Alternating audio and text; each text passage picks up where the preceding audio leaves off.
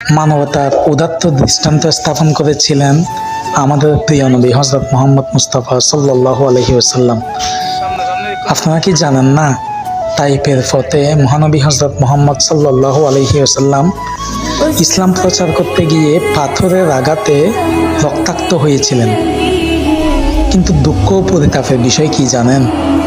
আজকে তামাম দুনিয়া সেই কষ্টের কথা, সেই নৃশংস ঘটে যাওয়া ইতিহাসের কথা বেমালুম ভুলে গিয়েছে। ফেরেশতারা পাহাড় চাপা দিয়ে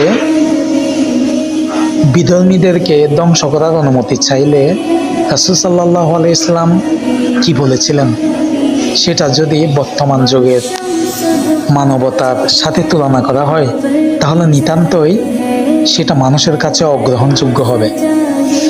রাসূল সাল্লাল্লাহু আলাইহি ওয়াসাল্লাম জিবরাইলের সেই কথার নিরিখে প্রত্যুত্তরে বলেছিলেন, না, আমি চাই তারা শুধরাক, তাদের বংশধরদের মধ্য থেকে এমন মানুষ আসুক যারা আল্লাহর ইবাদত করবে।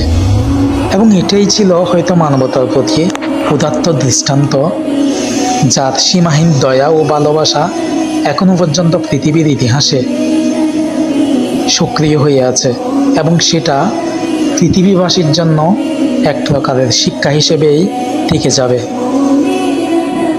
তাই বলা যায়, আপনি যতই মানবতার কথা বলুন, আপনি যতই মানবিক সংগঠন তৈরি করুন, বাস্তবে যদি আপনি মানবতার কাজ করতে না পারেন, মনুষ্যত্বের বিকাশ ঘটাতে না পারেন, তাহলে আপনাদের মুখে সেই মানবতার কথা বেমানান।